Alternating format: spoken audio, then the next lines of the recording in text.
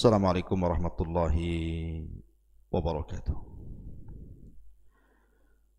Alhamdulillah wassalatu wassalamu ala Rasulillah wa ala alihi wa sahbihi wa mawalah wa la haula wa la quwata illa billahi wa ba'du. Qala Allahu azza wa jalla ya ayyuhalladzina amanu taqullaha haqqa tuqatih wa la tamutunna illa wa antum muslimun amma ba'du. Ma'asyiral muslimin yang dimuliakan Allah Subhanahu wa taala, pembahasan di pagi hari ini kita akan membahas kemana tempat kembali bayi-bayi orang kafir ataupun musyrik ketika mereka diwafatkan. Apakah bayi-bayi orang-orang kafir dan musyrik ini Allah masukkan ke surga atau mengikuti nasib ayahnya dimasukkan ke neraka? Inilah yang kita akan bahas, di mana nasib anak-anak bayi itu di akhirat. Ma'asyiral muslimin yang dimuliakan Allah Subhanahu wa taala,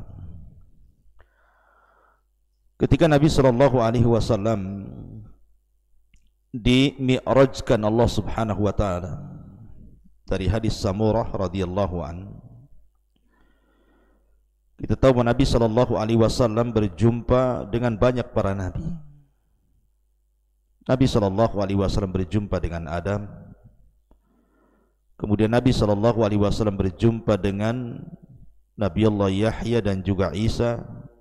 Kemudian Nabi berjumpa dengan Nabi Allah Idris. Kemudian berjumpa dengan Harun, dengan Musa. Kemudian juga berjumpa dengan Nabi Ibrahim alaihi salatu wassalam.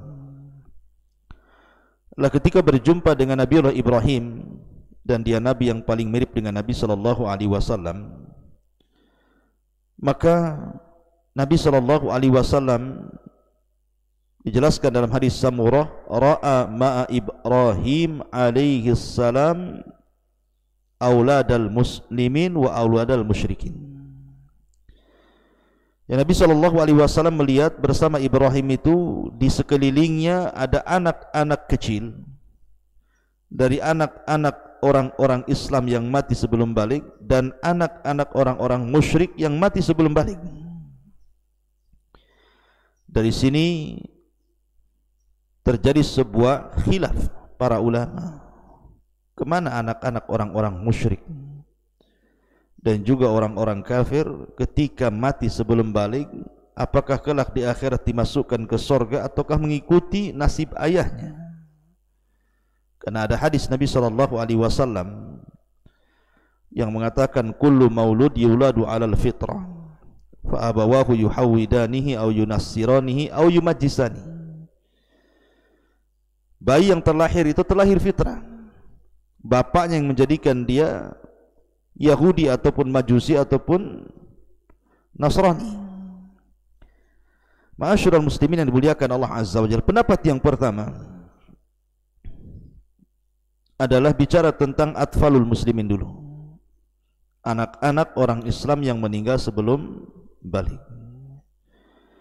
Ibnu Katsir rahimahullahu taala mengatakan bahwa fa amma wildanul mu'minin fala khilafa bainal ulama'i kama hakahul qadi Abu Ya'la ibnul Farra al-Hambali anil imami Ahmad annahu qala la yakhtalifu fihim annahu min ahlil jannah.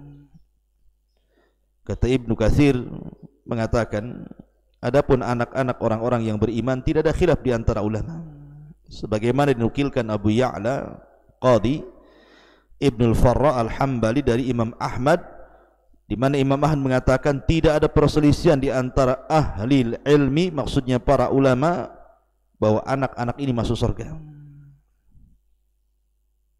La ikhtilafa fihim, dalam riwayat tidak ada ikhtilaf kata Imam Ahmad tentang kedudukan mereka.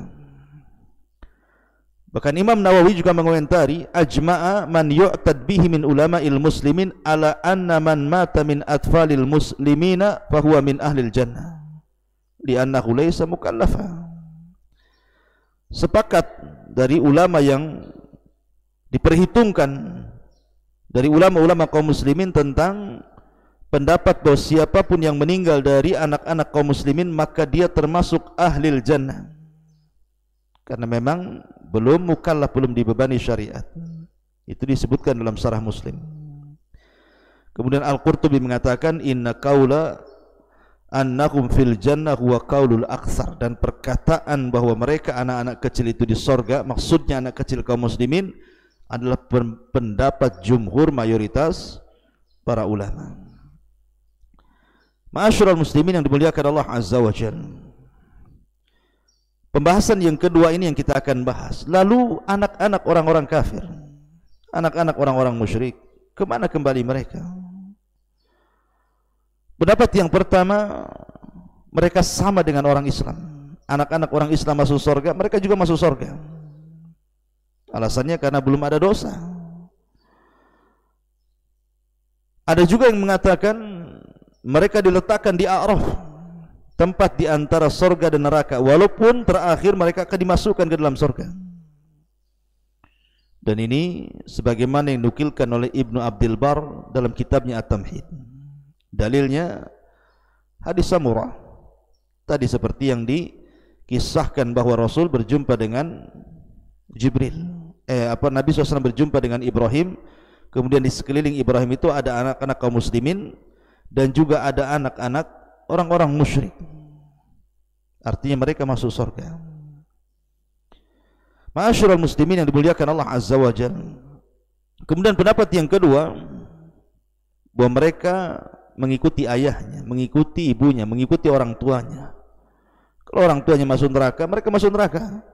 Kalau orang tuanya masuk surga, mereka masuk surga. Dan ini yang dinisbatkan kepada Qadi Abu Ya'la, sebagaimana yang disebutkan dalam kitab Hasyiah Ibnul Qayyim terhadap Sunan Abi Dawud. Dalilnya adalah hadis Salamah ibn Qais al-Ashja'i. Dia mengatakan, ataitu ana wa akhi an-nabiy sallallahu alaihi wasallam. Aku pernah mendatangi Nabi, aku dan saudariku dan saudaraku. Fakulna, kemudian kami katakan, inna ummana matat fil jahiliyah. Rasul, ibu kami meninggal di zaman jahiliyah, dan ibu kami ini tuqri'ul dhaifa, suka menghormati tetangga, wa talsilur rahim, suka menyambung silaturahim, wa annaha wa'dat ukhtan lana fil jahiliyah. Tapi sayang dia pernah menguburkan anak perempuan yang merupakan saudara kami di zaman jahiliyah, dan anak itu lam tablughul hanas, tidak sampai balik, dia sudah mati dikubur hidup-hidup. Maka Rasul mengatakan, al-wa'idatu wal mau'udatu finnar illa an tudrikal wa'idatal islam fataslam. Maka orang yang membunuh bayi itu, dan bayi itu di neraka, kecuali bayi itu hidup dan menemui Islam dan dia masuk Islam. Nah, hadis ini dihasankan oleh Al-Hafidz Ibnu Katsir dalam tafsirnya. Kemudian juga diterima oleh Ibnu Abdul Bar dalam kitab At-Tamhid. Dan ada hadis-hadis yang menguatnya, tapi sebagiannya dhaif. Artinya dari sini berpendapat mereka tetap masuk neraka. Kemudian yang ketiga, tawakuf. Tidak mengatakan mereka di surga, tidak pula mengatakan di neraka. Dan ini pendapat Hamad ibn Zaid, Hamad ibn Salamah, Ibnul Mubarak, Ishaq ibn Rahawi. Kemudian mengambil dalil dari Abdullah ibn Abbas ketika ditanya tentang orang-orang, anak-anak orang-orang musyrik. Maka mereka, Abdullah bin Abbas mengatakan, Allahu a'lam bima kanu amilin. Allah yang tahu terhadap apa yang mereka lakukan. Ma'asyiral muslimin yang dimuliakan Allah Azza wa Jalla. Ada juga yang nomor 4 berpendapat bahwa mereka adalah menjadi khadamu ahlil jannah. Mereka masuk surga tapi menjadi pembantu penduduk surga. Tapi Syekhul Islam mengatakan la asla li hadzal qaul. Tidak ada dalilnya perkataan ini, kata Syekhul Islam Ibnu Taimiyah, sebagaimana dijelaskan dalam Majmu'ul Fatawa. Kemudian yang nomor 5, dan ini pendapat yang mungkin cukup kuat gitu ya, yang terakhir, annahum yumtahanuna fil akhirah, mereka akan diberikan ujian di akhirat.